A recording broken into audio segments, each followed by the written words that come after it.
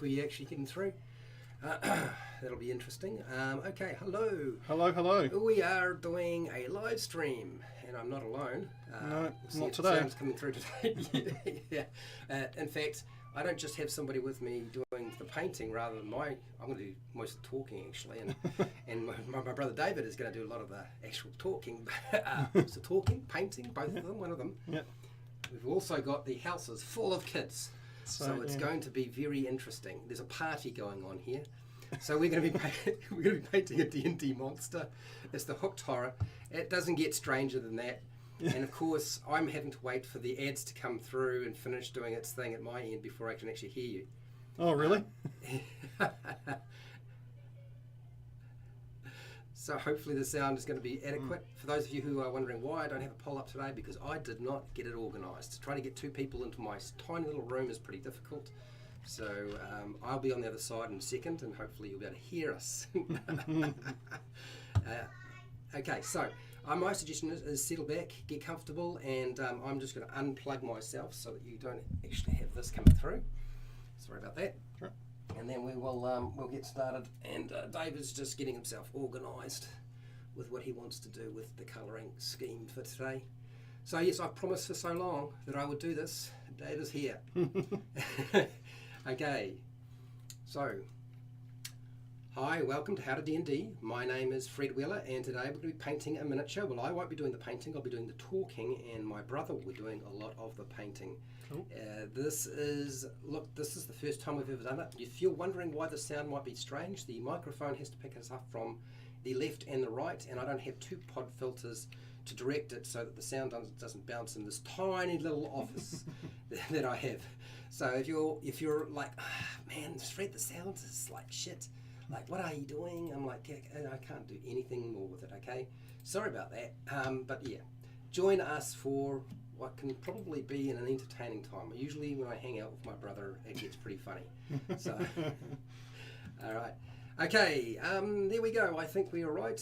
I believe that we got our screens coming through, and we should be ready to go. So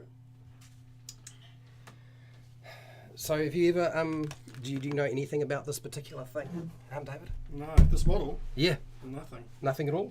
No, this is the first time I've seen it. Well, I think the Hooked Horror is kind of classified as like the monster or creature that somebody has cooked up. You'll need to move a little bit forward for people to see in the screen. Yeah. Yeah. It's all right. It'll be lagging. It's got a delay as well. It's got a delay. But yeah, just position yourself there, and then you can look back later on. You'll see if you're kind of close enough. It's all good. So yeah, it's basically something a wizard would cook up. Oh, okay. And as a result, it's obviously bizarre. It's sort of a combination of like a bird and something with hooks. I don't know what animal that's supposed to be. Kind of like a beetle with a whole lot of spikes all over it, and the legs of potentially, I guess, some sort of, either it's a bird or it's a feline, maybe a feline or maybe a dragon. It's hard to know. I mean, it's not clear what sort of thing this is ultimately. So what are you doing today? We've got it all filed. What was the filing like, man? Because I found it a real pain in the ass around the hooks. Yes, it is. But I'm not used to using such nice files, and I will be going to buy those files literally after this video because they're so bloody good. Oh, okay. So yeah, because the files I've got at home, I've only got 3, and you've got it looks like 10 or something. Oh yeah, that's right. This is the set of 10. There used to be sets of 12, but wow. I think the sets of 12 were when Mitre 10 in New Zealand was actually offering them. I don't think they necessarily do that now. They might. Yeah. But I got these from super cheap, and they were, I think, $12 or $10 New Zealand, which I don't know what that would. That's so cheap. I'm sure you'll be able to get if you're in North America or somewhere else in the world. Oh, if it's $10 New Zealand, then it's real cheap in America. More than likely. More than likely. Probably like $4. Yeah, if that. Anyway, So the filing wasn't that great. I found it's difficult because there's lots of little fine details and little ridges, and of course if the seam line and the flashing goes through that, it's like a complete pain in the butt. I will apologise for those of you who are wondering, like, why have I not got a poll going? I just didn't have time. Trying to squeeze 2 chairs into here, and then figure out what the setting on the microphone. That was a struggle as it was. Yeah. No, this is interesting. I haven't got my wet palette with me, so I'm makeshifting it. Yeah, I see. So what colour are you putting on right now? Because it's already got a primer on it. I'm doing the greys first, so I've started with Orc Skin.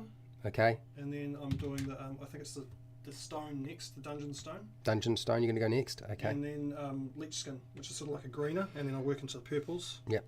And I'm not sure exactly what colour it's going to end up being, but... All right. Okay. All right. We'll see. I mean, it's a bizarre colour as it is. It is. So it's going to be... there's going to be purple in there. It's purple in the box. Yeah. So there's going to be purple on there somewhere. Yeah. And grey. And how actually it ends up on the miniature, we'll find out once it's going on. You're probably going to have to move a little bit further forward because I think you're holding it quite high. So there we go. It's you hold it really, really low. If you bring it closer to the edge of that army painter pad, it's kind of lines up pretty much so people can see. Hi Jasper, how's it going? What do you got here, Jasper? I made some cool props for my next session tomorrow. Oh, cool. Have you ever done that? Yes, I have. I've made a castle. I had my dungeon master ask me to do some terrain stuff, and so I did a castle, and I've done a whole lot of trees because I played Warhammer 40k, so that means you don't just do miniatures, you have to make your own terrain, otherwise you've got to use terrain that the club is using, and of course you're not always playing at the club. Sometimes you're playing somewhere else. So yes, terrain was a big thing. Making hills and rocks and buildings. I didn't really do a lot of buildings, but I know that there was plenty of attempts at trying to get you to practice doing that in the game stores when I was in the game stores. Hi Todd. Do you have a picture plans to use this miniature in your games? Yes, I've already got a Hooked Horror, which is pre-painted by Wizards of the Coast. Obviously, it's garbage in terms of the paint job.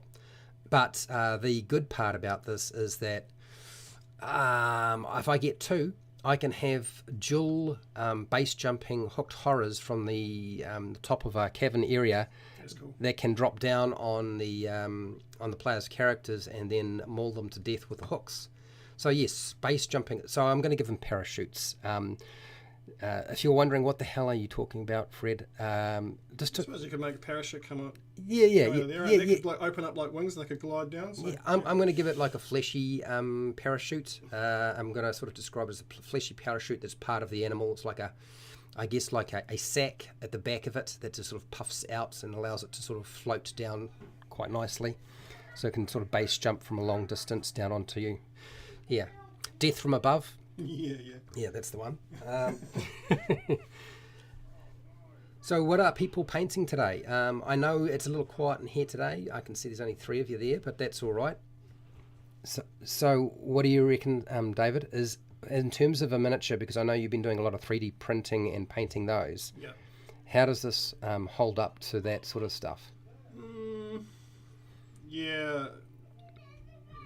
You know, it's not bad. I mean, it depends on the actual modeler, whoever's modelling it, how much detail they put into it. Because some of the stuff I get is pretty detailed. But I'm doing busts at the moment. Okay. So yeah. So at the moment I'm doing I'm working on Ahsoka Tano from Star Wars, which is a much bigger model than this one. Mm-hmm. I have that dragon coming that's 370mm tall. Oh god. So that's going to be fun. But of course I've got an airbrush at home, so I can pre-shade everything really well. Right. Which gives me a bit of an advantage. Yeah, well, I mean that's I guess one of the biggest problems is you can't really turn an airbrush on with a compressor when you're doing a live stream because you wouldn't be able to hear a diddly squat. No. Well, my compressor's really quiet. It depends if you deaden the sound down enough. You know, how it box around it, maybe it'll probably be alright. Okay. It's a proper shop one. Okay. Yeah, because some guys I see in videos, they manage to pull it off, but you got to have the right kind of compressor for it, because they've got to be really quiet. Okay, yeah. And one with a tank, so it's not constantly going all the time non-stop. Right. Okay. You want it to be filling up non-stop. You want it to be sort of gradually filling up. What do you got here, Jasper? Oh, I haven't done anything so extravagant. No, well, I'm a crazy person, so I do all sorts of bizarre things. If you were wondering, you made somewhat ball invitations. Oh, okay. Is this for a Dungeons and Dragons bull that's running in the actual adventure. The twist is you don't want to be sent the red invitation. Guess who got those? All right, so the red invitation is probably death. Is I'm guessing marked for death or something bad, or is it poison? Or yeah, okay. Don't reveal it just in case. You never know. Somebody might find out. He might still be able to patent that. So what is going on here? I see you look like you're working with different colour now. I'm working with different colours. What I do is it'll be like a couple of colours for a little while because I blend it. So I'm constantly wetting the brush and I'm blending the colours into each other so it looks sort of like a gradual transition between light into dark, and then I'll bring in the purples and stuff. I'll probably, but again, I the way I've been doing it is I work with the paint wet on the model. Okay. So I'm blending it like a painting, like an oil painting almost. Okay. And then the colour just comes nice and gradual, and you get these really nice transitions, and it sort of looks like it's been airbrushed, but it hasn't been. Right. Because yeah, although I use an airbrush to paint it black, and then I use a pre-shadowing, so you have white ink to put the shadowing down, so you can see where the shadow wants to be from the light. Okay. The rest of it I like to do with a paintbrush. I don't want to use the airbrush for painting the actual miniature because it just takes the fun out of it. It's too quick. Okay. Yeah, and there's not a lot of technique in it really, you know. Right. So what colours do you use in the orc skin? This is the orc skin now, so it's a bit more of like a greeny grey. Looks like. So you started with the orc skin, or I thought you started with the orc skin. No, I started with. I did start with the orc skin. Oh, it's the lich skin. Leech skin. Okay, yeah, so lich skin's like a greeny sort of grey. So you're blending the leech skin and the orc skin together. And the dungeon stone. And the dungeon stone. So it's going from orc skin through to dungeon stone through to the lich skin. Okay. At the moment. All right. So light to dark, and with a little bit of green. And you're working that through in terms of the actual. You're working in the legs, so it's starting with the legs and starting with the legs and working my way up. Right. Which is. Will you be doing the tips of the hooks that way, and before blending in the purples? Because from the ends in. Yeah, probably. Yeah. Okay. Yeah. Well, but we'll see. Dun dun dun. Dun dun dun. Yeah, Jasper's just gone dun dun dun. So that must be the invitations. I wonder what you guys think of the popularity that Stranger Things has brought to Dungeons and Dragons. That show has become massive, hasn't it? Well, it has, and Dungeons and Dragons is one of the main things that these guys they play. You know, it's their they've got their own club. I mean, I think it's probably brought a lot of people into the game. Stranger Things. Yeah, because I started watching some the celebrity videos. Okay, with the kids that are now teenagers. No. Maybe they're teenagers. No, the celebrities that are famous musicians, like the guitarist from Rage Against the Machine plays Dungeons and Dragons, which just blew my mind. So because I love Rage Against the Machine, and just a lot of famous obviously like Vin Diesel and that sort of thing. Mm-hmm. But yeah, it's popular, man. It's popular, eh? It's really popular. I can see why though, because it is a lot of fun. Yeah. Okay, so Jasper wants to know who is your friend. This is my friend. This is my brother, my youngest brother, David. How's it going? David is probably far better at painting than I ever was, even when I had eyes and hands that could actually do anything. And I believe what you do. Have you been doing quite a lot of car miniatures? Oh yeah, I do. Yeah, I've been doing replica cars for people. Sort of get the 1/24 scale models, and then I custom build them, so I make their own engines and everything. I've done a few of those now. It's good money because cars are quite popular. But I've just got back into miniatures again because I miss it, and it's you don't with cars you're mostly airbrushing most of the time, and it's just pretty generic because it's car parts, and then you're putting it together. With this, you're actually blending colours, and it's more artistic. And I think that's the thing about it. It's art. It really is truly art, which is what I've been missing about it. So I've got a few Star Wars miniatures and some fantasy busts. So some fawns, some female fawns with flowers and butterflies in their hair, and but they're busts, so they're actually quite sort of probably about that big. Okay. You get a lot more flesh to work with, so you can blend the colours, and it looks really, really, really interesting. Cool. Because small, even like you say, your eyesight's going, my eyesight's going as well. So, it doesn't last forever, unfortunately. Nah, it doesn't do it. No. So what do you got here, Jasper? I have a big brother. He's scared of the woods. Well, I mean, I'm still scared of the dark sometimes, particularly if I'm near the place I work. But then again, where I work, those people are scary. Yeah, they're scary people. Yeah, they've got brain injuries and mental illness and schizophrenia. And I think you'd rather be in the woods with a and it's mind flayer or something than these people. Eh? Yeah, it's not like all of them are blocked behind a gate, so there's some of them can wander out at night, and there's it's not like the fence has got some barbed wire and electric fence there. Yeah. They can get over if they really want to. Hi, Fromanis, how's it going, Eric? Knock knock. Did someone order a French fry? No, they didn't. But did you want French fries? French fries are always good. Mm-hmm. Yep. It depends what's going with the French fries. If it's just French fries, it's not really enough. What have we got here then? I just saw you pour out a different paint that isn't one of those 3 gram colours. Cobalt red. Okay, and that's the Nolzur's Marvellous Pigment stuff. Okay. Yeah, so I'll run that into some purples because it's sort of like trying to bring darks and that sort of thing. So these paints I've never used before, so it's interesting. They've got a lot of, what's that stuff you put in there to thin them out, the median? Oh, yeah. Yeah, exactly. Yeah. Lamina medium. Yeah, exactly. That's the one. Which is what I've been using lately, because some of my paints I need to get that, just to keep it wet. What do we got here? Jasper, I did, but I wanted fresh French fries. Cool. Uncooked? No, I think it's cooked. Mayo, dude. Who wants mayo with French fries? I don't. No, that's not bad. No, I don't want mayonnaise. David's a mayonnaise person. Ketchup or tomato sauce, which is what you guys call in America as tomato sauce, is ketchup, right? Yeah. I'm fine with the ketchup or tomato sauce. I just don't want the mayonnaise. You like sweet and sour sauce? It's great. Sweet and sour sauce, not really my thing, but okay. Depends what you have. I don't know with French fries. More like sweet and sour sauce. It's more like with Asian food, isn't it? Like ramen. Yeah, it doesn't quite work for me. But I know I've seen people who have their French fries and they dip them into those soft cone ice creams. And I think that's quite. Yes, that reminds me of the Wendy's days when I did the they had their Frosties at Wendy's and you dip your fries into that. Mm-hmm. But Wendy's has, in my eyes, gone downhill since then, so I haven't really been there for a long time. So this is a cobalt red that you're putting on. So this is quite a dark red, isn't it? It's not. It doesn't really look that reddish. It looks more browny, if anything. Yeah, that's why I thought, because it almost does look like a dark purple sort of red. So I thought it might blend into the purples because I was looking for a dark purple and it wasn't a dark purple. So okay. I red and purples blend really well anyway. Well, if you chat and talk while I go rummaging through the cases behind me in this tiny little office, I might be able to find a dark purple. I probably can. You just no, it's all right. This is more fun. Okay. I'm creating colours now. Okay, all right. This is like play school.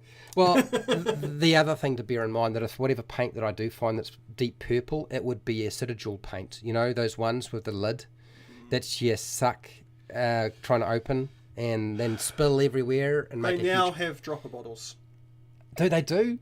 They now have dropper bottles, but I don't know how much more expensive that costs. Because they are such asses, aren't they? They're already expensive, so it's going to be. I just can imagine because they love to charge for everything a lot. Mm-hmm. Because they changed this thing into a dropper bottle, it's a special feature. Oh God!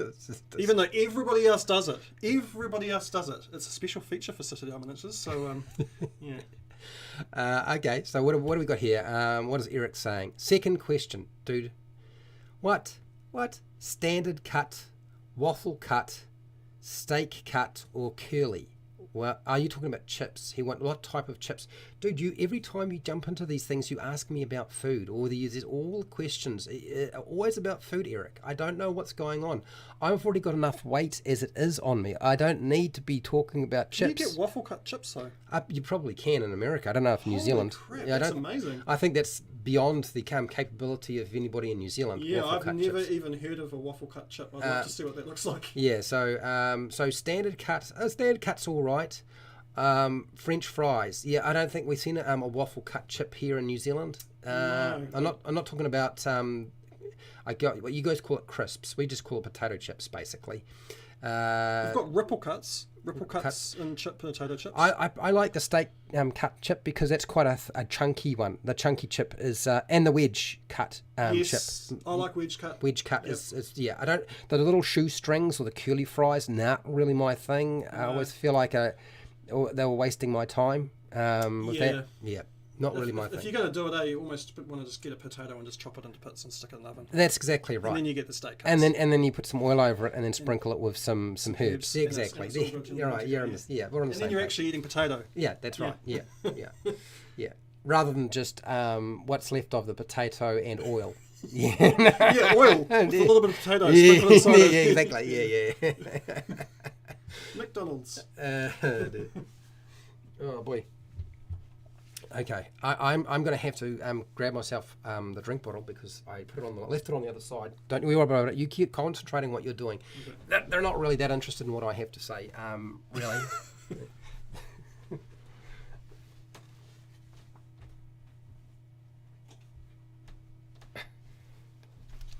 So what do you think, Eric? Considering that your channel does, what is it, miniatures? Oh, that's right. It's miniatures, right?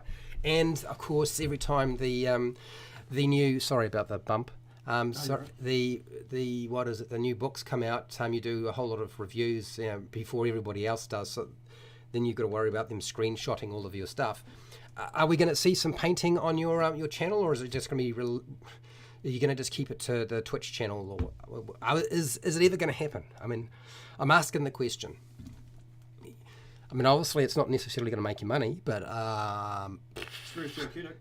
Yeah, I mean, I just usually do this. I just turn the camera on and paint and talk, and that's about it. Yeah. And then when I'm finished after about an hour, I'm like, okay, I'm tired now. Yeah. I turn it off and say goodbye. And it's like, it's done.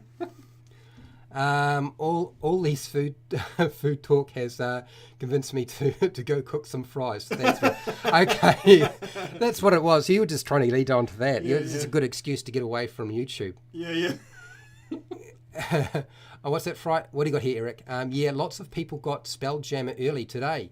Okay, so tell me, Mr. Eric Fryminis, are we going to be seeing a live stream from you today showing people the book? Because you don't have to look at the book and actually have an opinion on the thing, do you, right?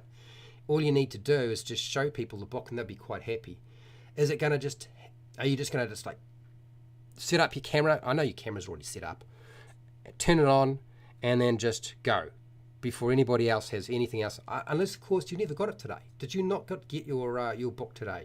Usually you get it before everybody else. Got to be quick there, right? It's working for you, so you might as well keep doing it. I've got a mini painting video coming out on the 9th for a Kickstarter. Oh, really? Cool. You didn't get the book yet? Oh, no, not even my shop notice. You didn't even get the shipping notice yet. Oh, my gosh. Eric, they're screwing with the success of your channel by not making sure that stuff gets out to you faster.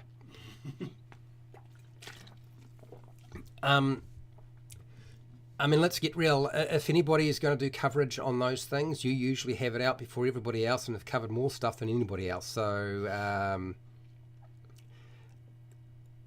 it always the question has got to be like, how many hours of sleep do you actually get as a result of the amount of videos you've had to put together? What do you got here? I have no idea how these people got the book, but it's going to suck all the wind out of my sails. Yeah, it is. It is because they'll jump in there and you'll see Spelljammer plastered over the internet. I would wager it arrives on Tuesday, but speculation. Right? Okay. All right. Well, I'm still on holiday on Tuesday and painting. So if you wind up doing a live sort of book thing, you're going to have to let us know. Otherwise, I mean, if I'm painting from 12 to 1 in New Zealand, which is, oh God, I can't even remember which part of the world you're in, then I can just push people in your direction if you've got a live stream straight after that. I don't think you're going to have any problem. You're probably going to get more than 5 or 6 people in your stream if you're doing a book review on Spelljammer.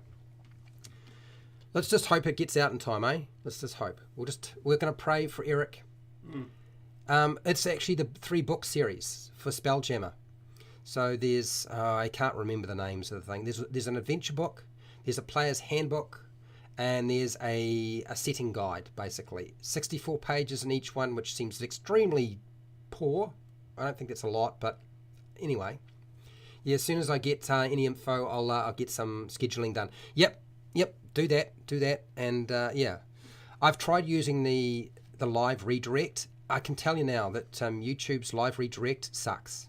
It didn't work when I tried to do it with Wally when he was doing his trap stream straight after my painting. I was painting for an hour, then I directed people over to that by talking about it, and had a link all set up so that it would start up straight over and send people straight over. It didn't work. It's like, cold blimey, get it sorted out, YouTube.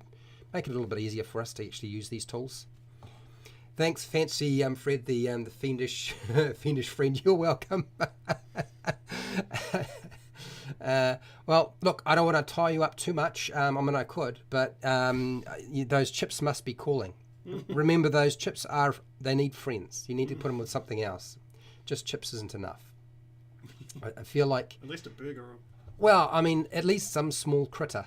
Do you know what I mean? Any small animal. Possum fritters. No, I don't know about possums, dude. Okay. Yeah, don't if you wind up running over our little animals on the road, you don't want that. You don't want possum fritters, possum burger. No. Yeah, possum burger. That's taking the next level. Man, it's like having a rat burger. You don't want that. That's a little bit more meat on a possum than there is on a rat. I wonder what a hooked horror tastes like. I mean, it's a fantasy creature. It looks like a bird, sort of. So I'm not sure. Chicken, turkey. Maybe because it's maybe like crocodile, because that's a white meat like bird as well. Oh, he's got. Is that a dog? Is that a little picture of a dog and chips? Are you going to have dog and chips? I hope not. Dog and chips. It's Chinese special. Yeah, that's what I was thinking too. Local fish and chips. But I mean, let's get real. I mean, if it's Chinese cuisine, it could be anything. You know what I mean? It could be anything. They're very creative cooks. They are, and if it was they waste nothing. And if it was they alive, waste nothing. That's right. And if it was alive, they'll eat it. So yeah. I remember going to a restaurant with a Chinese lady and trying to eat an octopus, little baby octopus, and they're hard to get that thing down. They're very chewy. They are. They're very, very chewy. You've had them too? Yes. Oh, at an Italian restaurant actually. Little tiny baby octopuses in my was it like a type of spaghetti that they did? Well, I'm kind of feeling, going back to the topic of the hooked horror and what a hooked horror might taste like. So I kind of feel like it's either going to be kind of like chicken or turkey, like a taste of a bird, maybe a wood pigeon. Good night, Eric.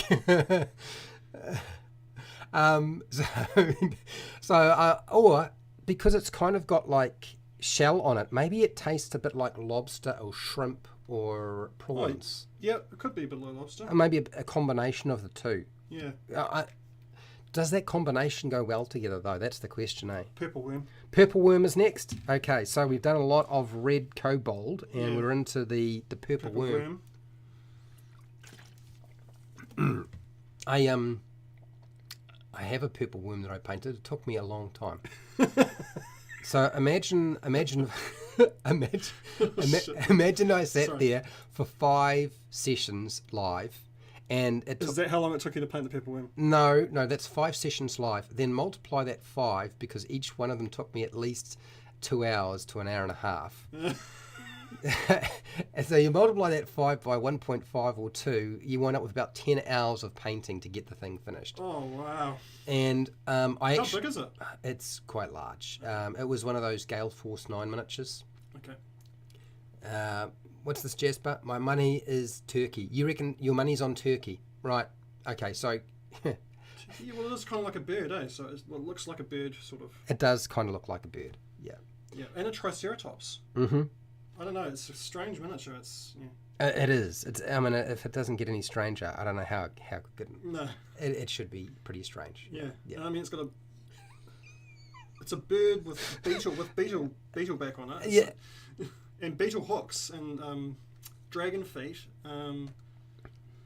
Some weird hooks coming out of its side of its chest, and then like a Triceratops bird sort of head. It's pretty imaginative. Yeah, it is. I mean, this is what happens when you're dealing with Dungeons and Dragons and they run out of monsters, is they just start combining things. Yeah, they're ready to slap it together. Let's just slap some horns on a bird and chuck a beetle back on it. And what's it called? We'll put hooks on its hand and call it a hooked horror. Yeah, that's right, hooked horror. But this goes back to the time when TSR made things like the roving mauler. The roving mauler was basically the head of a lion. It had no body whatsoever. I don't even know if it had a poop hole. It may have had a poop hole, but who knows? But it's hard to tell because it was just the head of a lion, and that head of a lion used to breathe fire. Yeah, and it had about, I don't know, was it 6 or 8 lion legs around the head, and it would just roll around and breathe fire. So a lion head that breathes rolls around. Yeah, it looked like a wheel. It looked like a lion head wheel, basically. Oh, so the question is, with regard to the roving mauler, like, I mean, who allowed them onto the payroll and using drugs at the same time? and then I guess the next question has to be, like, you know, if you're going to have a roving mauler, like, how does the roving mauler actually sit down? And if it does sit down, how does it ever get back up? Because there's no knee joint or arm joint in the thing. It's not like it has the ability to, well, it does, but they're not positioned in a way that biologically it makes sense that it could get up and down. So that means that if you're fighting the thing and it breathes on fire and you're still alive, you could just kick it over and it wouldn't be able to get up. That's literally what you're doing. It makes for some interesting stories in a game, though, doesn't it? Well, it does. Yeah. I think that's the thing I like most about Dungeons and Dragons is the actual things you can do. Mm-hmm. Yeah. Me and Rose used to come up with some pretty stupid stuff. Yeah, absolutely. And that's what makes that game. I think that's what makes that game. Yeah. And there's a Dungeons and Dragons movie coming out soon. Yes, there is. We'll talk about that in a second. But hang on, Jasper's got here. They live in the Underdark, right? Yes, hooked horrors do live in the Underdark, which basically means they live below the ground in the darkness. That's why it's called the Underdark. And that makes sense for the beetleback.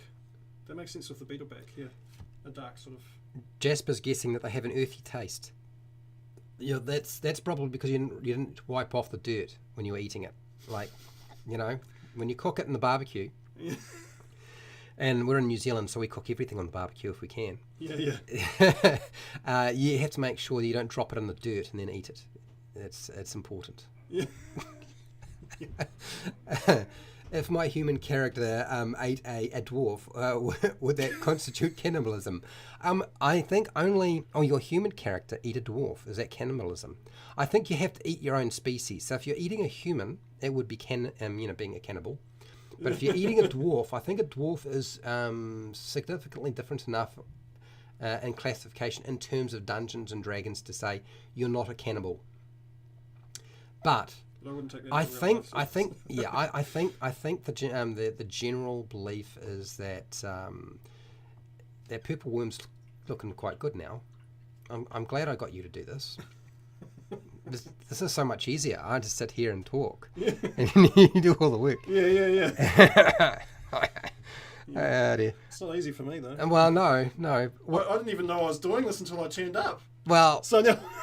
Yeah, that's right. I surprised them. I said, "Hey, why don't you come over and watch me do this?" Yeah. And, I'll just move your drink bowl over here. So this is your workstation. I'm like, what? You'll be doing the painting. You'll be doing the painting, and I'm going to do some talking, and it's going to be great. What purple is this? This one is Beholder Purple. Beholder Purple. Yeah. Okay. I'm just going to play with colours on this thing, and then I'll work out where it goes. Right. I'll bring it back down though, because it's going to be, if it's an underground creature and it's in the dark. It does have to be a bit dark, doesn't it?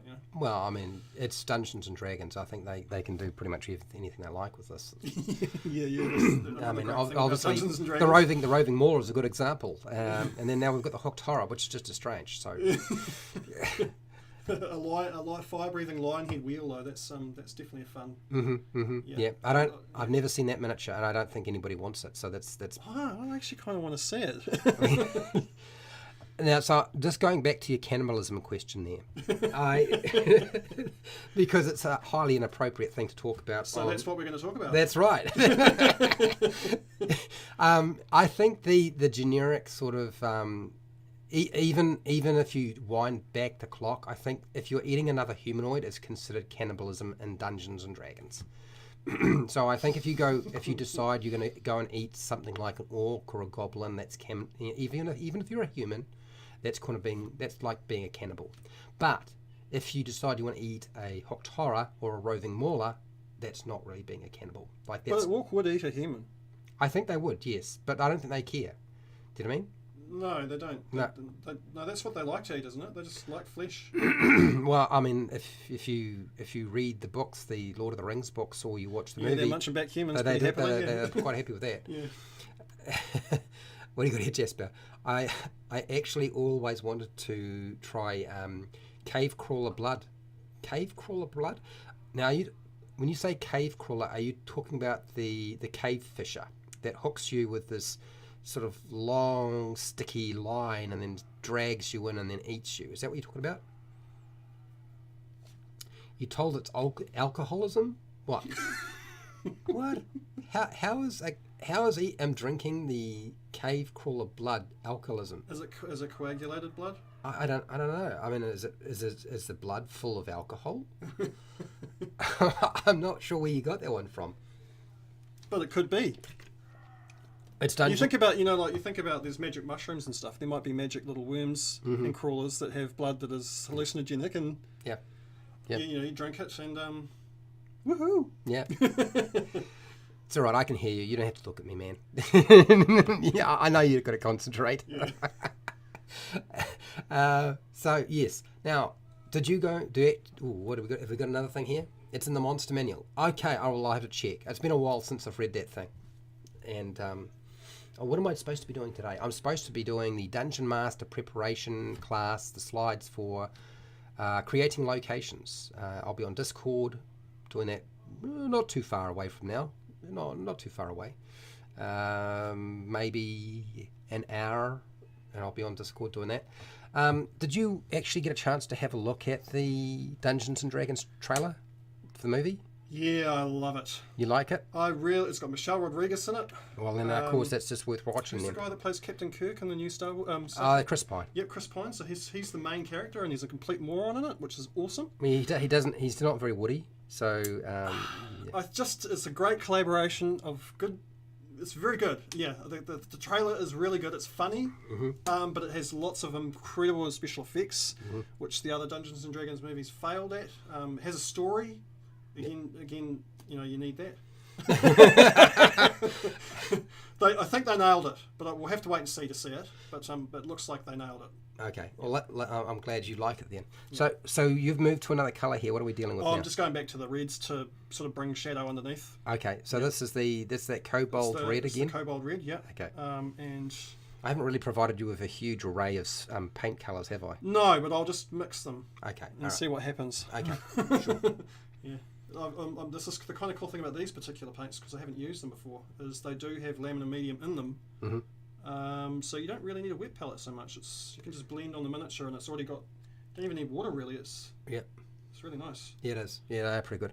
One of the things I've discovered, if I water down these Nolzur's Marvelous Pigments, they get too watery and they go bubbly, and you just got to avoid doing that. Yeah.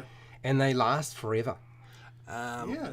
So what do we got here, Jasper? Oh wait, I got it wrong. It is the cave fisher. Yeah, I thought it was the cave fisher. I was trying to figure out if you were talking about the carrion crawler or the cave fisher, but I think you were talking about the cave fisher rather than the cave crawler. Although the cave crawler could be a new monster, you just need to create it. How's it going, Slice of Scott? The mimic looked incredible in the trailer. Yes, I think the mimic. You know, with the treasure chest that tries to eat Michelle.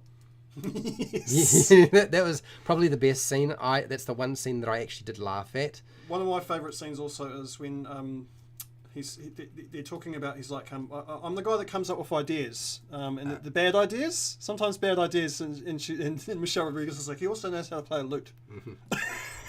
I was like, that's Dungeons and Dragons, man. That's yeah, that was awesome. So I have a question. Because you've played Dungeons and Dragons with me, do you think that Dungeons and Dragons stories or a movie needs to be really super serious, or that it needs to have a sort of a very funny element to what goes on? Funny. funny. Because that was always how we wound up playing it. If it didn't start that way, it wound up ending that way. I've always thought of Dungeons and Dragons having to have a funny element. Everyone seems to do something funny in their own right. Yeah. The characters, that's the freedom of it, and that's what you want, you know. So it's got to have a bit of seriousness in there somewhere, but it's got to have a really good balance of comedy. It's got to be funny, because it is fun. That's what makes it fun. Yeah. And you want it to be a fun movie because it's a fun game. It's the fun of it. So yeah, funny is important, I think. Right. Yeah. No, I agree. I have enough serious in my life. I don't need too much. Yes. Yeah. No more seriousness. Yeah. I just don't want campy bad jokes. Do you know what I mean? No, it has to be funny. Funny. Yeah, not actually funny. Yeah, where somebody actually feels like laughing. Yes. Yeah. I'm going to go back to the greys a bit. Okay. All right. So when you're going back to the greys, you're going back to which grey is that? This one will be the Lich Skin. Lich Skin. That's the darker one. Yeah, it's the sort of greeny one. Okay. And we'll work our way up there. And that's for the hooks that you're blending in. Okay. Yeah. All right. So you may have noticed, people, that this is a very different way of painting compared to what I do. Because you know me, I would have just painted the whole thing black, and then got a dry brush, and then just whacked over some purple, followed by maybe some grey, and then said, okay, good enough. If I put a wash over it, it'll hide all my mistakes. Stop! You're gonna spit all over the miniature if you laugh, dude. Oh, jeez. But I didn't know that's how you painted. That is exactly how I do it, man. It's pretty much it. I mean, there are occasions where I've painted the whole thing white, but that's rare. If I'm dealing with yellow, I'll probably go white. Oh man. Well, because this isn't 100% how I paint either, though, because I normally pre-shade it with a pre-shade, so it's black and then it's shaded with a white top to give the shadows. And you do that with the airbrush. Yeah. Right. So if I do this again, which I probably will actually, this is quite fun. It's also nice to get out of the house and get away. Are you saying you'll come back tomorrow? Oh, you're doing this again tomorrow? Oh, yeah, same time. Yeah, I could do this tomorrow. Yep. Yeah. Yep. If you give me a miniature and I'll pre-shade it, and bring it over pre-shaded. This one's got to be finished. Oh yeah, it does have to be finished. It does have to be finished. It's not going to get it done in the next 15 minutes. No. So this will be part 2 tomorrow. Part 2 tomorrow. Yeah, exactly. No, fine. I will hand you the miniature for any future things if you want to keep coming back. Not a problem. If you want to pre-shade it, I'll give you the files, and you can use my files till you get your own. You can clean it all up. Yeah, I think I'm going to go and get those today. Yeah. Okay. So yeah. There was we have revelation moments. That's right. And as soon as you put that file on my hand, it was a revelation. Well, that's good. I have a dentist appointment tomorrow, but it's early. It's like 9 o'clock, and then I hate the dentist. Well, yeah, but I've got to go and get it. I'm 51, dude. If I don't go to the dentist, your teeth will fall out. Well, something bad could happen, and I've got to make sure that I know what's going on. So that's clean and check. It'll all be done. The dentist here is really good. They're usually right smack on time. So I'll be back here, easy peasies, to do a 12 o'clock live stream tomorrow. Stone. Yeah, well, and continue with the Hooked Horror, and and you can look through my box of things that I haven't painted and select one that you think would be the best thing to do next after this, if you feel like coming back day after day for an hour of your valuable time. Yeah. So you can talk garbage with me while painting a miniature. Yeah. Yeah, well, no, this is kind of cool. I mean, yeah, if you do this, how often do you do this? Well, on my holidays, I would try to do it every day, but I got sick at the very beginning of my holiday. I've been sick for half my holiday. I was sick for a month. I was sick for a month because, and no, it wasn't COVID. It wasn't COVID for me either. No, it was worse than COVID, from what I hear. Because someone else I know has had COVID and has had this thing that I had as well, and they said they were far, far sicker with this thing, whatever it is, and it's not fun. And you feel exhausted all the time. That's the worst thing about it. It's like you try to get your motivation up, your brain goes, I'm going to go do something, and then your body goes, no, you're not. Yeah, well, I didn't find it easy either. I was really struggling, and I tested and no COVID. Like, Yeah, if I'm going to get really, really sick, I would at least like it to be COVID. So I know that No, I have finally achieved something in my life. I've got that goddamn pesky thing. Yeah. And then I can, then I can say, yeah. That's what I don't get. Everyone I know's had COVID. Apart from me. Yeah, same. Yeah, either that or the tests that we're using just don't work. But anyway, yeah, that's true. it's possible. Other than that, so we're just spreading COVID everywhere. Yeah, we just don't know about it. Yeah. We are doing our bit though. We're trying. We're doing what they told us to do, so that's what we can do. All right. So back to the movie. Since now there were a couple of monsters. There's a black dragon that spits out acid. I actually thought that was quite a cool scene. I'm just amazed that those warriors had sufficient time, well maybe they did because it's a big dragon, you could see it from a distance, to spread out to make sure they didn't all get hit by the thing. Did that dragon actually hit anybody in that battle? I think it sort of just like bleh and missed everybody. I'm going to have to watch the trailer again, I can't even remember. Yeah, I know, I was like... Was that out in the open? Yeah, out in the open battlefield. And I think I've got a vague idea of that. Yeah, maybe he nicked somebody, but that's about it. Yeah. Well, I mean, you don't want to dissolve everybody in the first scene, do you? That's for later on. Yeah.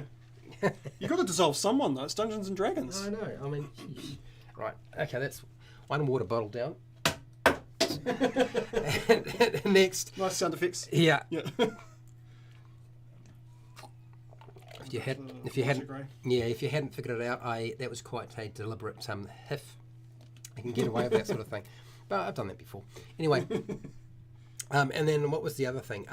There's a displacer beast. I don't know that you've ever faced a displacer beast before. No. It's like a cat with tentacles, and it can. A Medusa cat. No, it's got tentacles, but it's a big black cat like a panther, and it's got tentacles on it, and it's. Where do the tentacles come from? Its tail. It's kind of like from its back. Oh yeah, okay, yeah, Yep. And the displacer beast is really hard to hit, and I think it can kind of. Does it move really fast, or displaces where it is? It displaces where it is. Yeah. It can kind of sort of. Was that in the trailer? Yeah, it was in the trailer. Oh, cool. It's really hard to see. I see it like a fraction of you see part of the head of the thing, and then maybe the tentacles. And somebody decides to jump into a gelatinous cube to avoid getting attacked by the displacer beast. Can I ask you something? Yes. Do you think that's a wise thing to do? I probably would give it a go.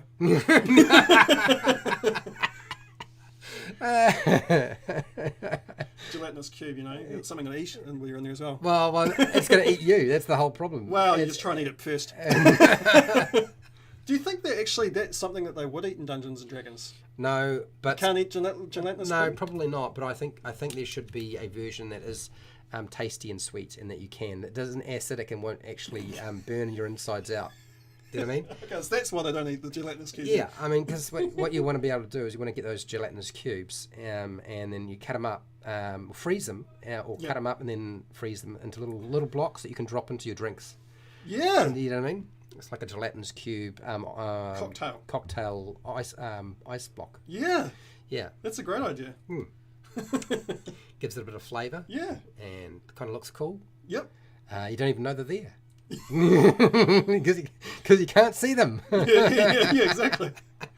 I was like, what's in this? This tastes so good. Oh, it's gelatinous cube. It's the drink of heroes. What else was in the thing that, in terms of monsters?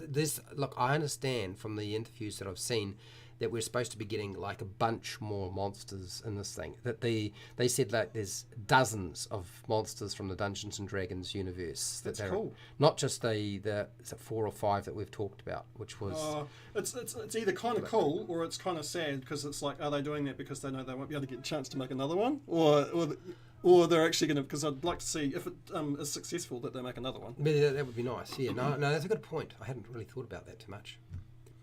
Does it tell you the beasts though? No, they didn't say that it was spoilers. You only get to know which ones are actually in the movie from the trailers. From the trailer, yeah, okay. yeah, which is good. I don't want them to give away everything. It's not too far away coming out though, eh? Like it's this year, eh? Mm-hmm. Yeah, it's pretty cool. It's next year. It's 2013. It's not that. It's like a couple of months away. It's not that far away. This looks great. That looks great. I'm glad you like it, Jasper. Oh, it's because my brother is painting it and not me. So what do you got here, Slice Scott? I'm pretty sure I read that Gelaxel uses gelatinous cube remains as hair gel. Really? Gelaxel actually uses gelatinous cube remains as hair gel for what? Styling it, holding it in place. That's what you use hair gel for, right? Or maybe it's like your Head and Shoulders shampoo. Well, it's just a stronger version of it. Well, yeah. Take the hair off. Yeah. You wind up like Van Diesel. If you want to thin your hair down, or just acid burn it off. Yeah. Slowly. Yeah. Now you've got that Van Diesel look. Yeah. Without having to use a razor blade. And in the sequel, Van Diesel. You think the mini does look fantastic? Well, I'm glad you feel that way. So am I. Thanks. I can assure you that he's not finished. So No. It's far from that. Yeah, I haven't even planned this one, so I've got to. Tomorrow I'll finish it. Yeah, well, I'll let you take it home with you, and you can have a look at it. And if you feel like you need to pull your airbrush out and do some tidy ups, that you can. But It should be all right. It's actually because it's the cool thing about it is it's not very big, so it's you can kind of get away with a lot of stuff. It's just that the you can imagine, like, you can see the lights coming down on it. Yeah. From that angle there. Yeah. You can see all the shadows. So if you hit it with an airbrush, you got a black, and then you hit it with a white ink. Yeah. You see all those shadows, and then you paint over that. Mm-hmm. It comes out in the paint. Right. Okay. So that's really, really cool effect. Okay. But we'll do that another time. Yeah. Sure. Yeah. We'll find something bigger to do it on. Yeah. Something bigger. I got bags of the damn things. Yeah. Something big. Yeah. Something big would be good for that. I've got some. I've got a few things. Yeah. I've got some very big things. Yeah. Yeah. What's that, Jasper? So I have a question. Good. I'm glad you do, because we were just talking nonsense. Yeah. I'm confused by Nothics. Well, I'm not surprised. A Nothic is a very confusing creature. By seeking magic, does that mean they want to eat magic, or they want to learn magic? I think probably both. I'll go back to your question. How's it going? Is it Jay Lauren? How are you? Gelaxel is bald with a pirate captain hat in the Salvatore books. That's probably why. That's what it is. It's a gelatinous cube has taken all the hair off. So the Nothic seeks magic in the form of magic in terms of knowledge, because remember, the Nothic is kind of the transformation of a wizard who done something really, really stupid with their magic and balls things up severely, and they wind up either as a gibbering mouther or a Nothic. Now, they may have lost a lot of their memories as a result of that, but the fact is that they can also now read people's thoughts, and there's not much they can do about that. That's just going to happen. So they can seek out knowledge from other people, or other wizards. And so the one thing they do retain is their interest in what's going inside that mouth there. It's the red, the cobalt red. Cobalt red. Yeah, okay. It would have been a different red. I suppose I can. I'll bring it out. Use this red here. Yeah, well, I mean, it's up to you, man. Tomorrow, we'll work out a plan you can look through after the video. You can look through my paint to check everything out. So that's sort of part of what's going on there, and then so they're still tied to the concept, even though they were a wizard. They're still tied to the concept of wanting to have more magic, and so magic items, magic knowledge, and even magic power would be something that they are interested in. That's sort of part and parcel of all of that. Hence why when you look in the monster manual, it does mention that. But then again, if you look at the older monster manuals, you'll find there's a lot more information. They give you the basics, that what you're looking for with regard to the Nothic. But AJ Pickett is the guy to go and check out. And he has a lot more. I mean, he does much more research. He goes through all of the Dragon magazines and the Dungeon magazine to find stuff. What is this? What do you got here, Jay Lauren? Great. Been tuning into you a long time. Oh, you've been following me for a long time. Lost Mine of Fendelver gave me the courage to DM. Good. Well, guess what? Today, for those of you who are done with the Lost Mine of Phandelver and looking to do something new, I'm working on stuff for those of you because I'm tired of people saying that I'm the channel for a beginner dungeon master or a beginner player. I'm building stuff for intermediate to experienced, where we actually make stuff. Like we will make a location, we'll make a castle, we'll make a tomb. Nice. And we'll use real we'll use real structures. So oh yeah, 40k styles for Warhammer. well, no, I'm actually thinking about actual real tombs. Like Tutankhamun's tomb is the best structure and layout for a tomb. That's how they really should be, as far as I'm concerned. And so I tend to use a lot of real architectural design rather than just anything I find in a book. So yeah, I'm glad to hear that, J. Lauren. I need to paint my Warhammer Mini. Well, of course you do. Paint your Warhammer Mini. They're expensive enough, so you should paint it. Well, that's right. But you're going to have to assemble it first because it probably needs assembly. Yeah. Okay, there's nothing more fun than gluing your fingers to the miniature. Oh, yeah. It happens a lot. I tell you, super glue I don't like. Resin. Working with resin, you got to super glue everything, yeah. Yeah. And Oh man, the amount of times, you end up with an extra layer of skin. Super glue skin. yeah, that's right. Yeah. If you can get your fingers apart. That's right. That's yeah, do not pull them apart. No. Give it time. Yeah. patience. You need to get some solvent to something that dilutes the. There's a solvent you can get, I think, that dilutes the.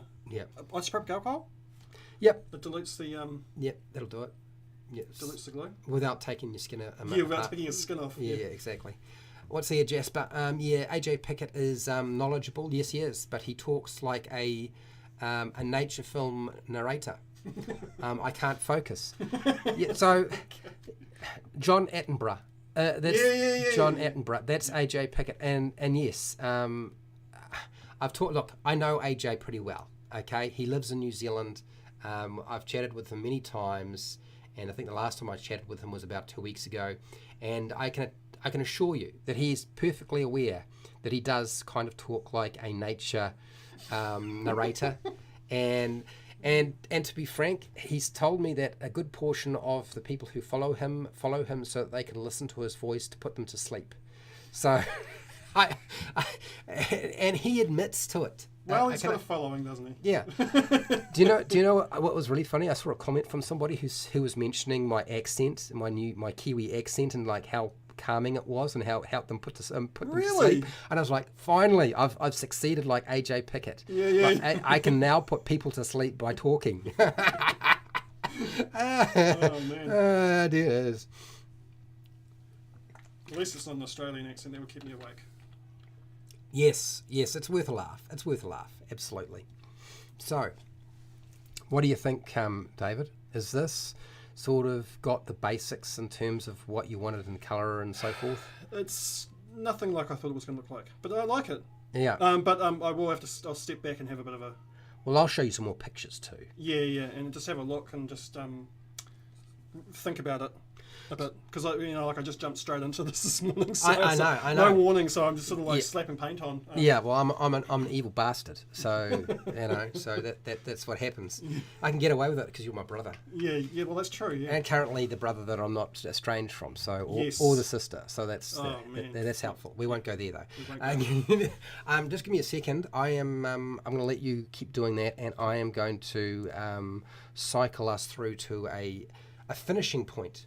Okay. But for those of you who are wondering what's going to happen with this thing, we're going to come back tomorrow. I'm going to keep painting it. Yep. And David's going to do that. Yes. Once he gets a plan. Yeah. To a finishing plan. A finishing plan. Yep. Yeah. And hopefully I have all the brushes required. Hang on. It doesn't matter. I can bring mine over. Because I'll actually have warning this time. Dear. All right. So what we'll do. Yep. We'll get you to give them a spin, and you can sort of show them what they've done, and then we'll say thank you. So you can see if you turn in the bottle that way, you might want to put the brush down and make it easier to use both hands. I find that's the easiest way to deal with that. And then you want to have it further away from the camera because I set it up so that it's as close to the ground as possible. So kind of like, kind of like that, Okay. and then it should be as focused as possible, and then just turn it so they can see what's going on there. So you can see we've got purple in the top section around the shell. We've got a dark red. We've got greys around the feet and the hooks. Head is grey. Mouth's got some red in there, and this is just the beginning. Yeah, it's the beginning. It's an unplanned beginning, so it'll come together with there's washes and stuff, but I didn't use the washes to hide things like Fred does. I'll accentuate things with some washes and some stuff. Yeah. Yeah. It'll come together tomorrow. I'll bring my brushes as well, so I can do a little bit more fine detailing. Well, that sounds cool. Yeah, my brushes are probably not that great, not compared to yours anyway. Well, yeah, then $85 brustions are a bit different. Oh my God, that is freaky. Yeah, it is freaky. It freaks me out too. Dear. So, where are we going to go? Here? No, that's not the right one. Yep, there we go. All right. So this is how I sign out things, and hopefully this will work. So yeah, we'll be back tomorrow to continue. Yep. I will bring my brother along. Because I don't know what to do if I were to try to follow up what he's done. I'd be lost. So find yourself a nice gazebo. Remember to kill it first. And thank you to all my patrons for supporting me. And thank you for everybody who hung out with me, has been watching my live streams and the painting videos if you're into painting. Hopefully you're getting somewhere with your own painting. Thank you to David for showing up today. You're welcome. And being thrown into the deep end completely. Yeah. Well, it's turned out all right, I think, for a deep ender. Yeah. And you had a good time? Yeah. Cool. Yeah, I did, yeah. Cool. So this has only taken, how many years? Is this close to 3 or 4 years to get you to do this? 3 to 4 years, yeah. I have been going on about it for a long time. Yeah. I've been afraid of the internet. That's right. Okay. But Fred's breaking the fear off. Trying to. He's forcing me out of it. He's forced me out of it. I do that with a lot of people, apparently. Yeah. Well, it's easy because at least you've got this set up, so I can just come here and just do this. Well, you can. It's much easier for me. Well, not only that, if I'm not here, because I often aren't, because I'm at work, you could just walk in like I've said you could, and just turn the damn thing on and just go. You see what I mean? It wouldn't be too much of an issue. Yeah. But anyway, thank you for everybody who hang out with us, no matter where you are in the world, be the morning, the afternoon, the night, the wee early morning. I'm sure it is for some people. Please look after yourself, your family, and your friends. Be nice to your neighbours. And hey, till next time, keep rolling those 20s. Boom.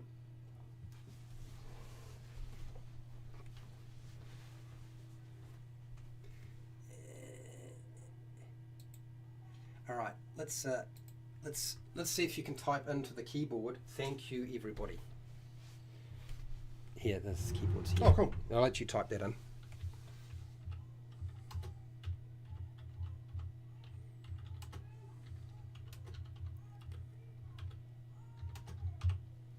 Now, did that work? What is this? This is YouTube doing their thing again. It annoys me when they do this. Try it again. Try it again. I'm glad you had a good time. We had a good time.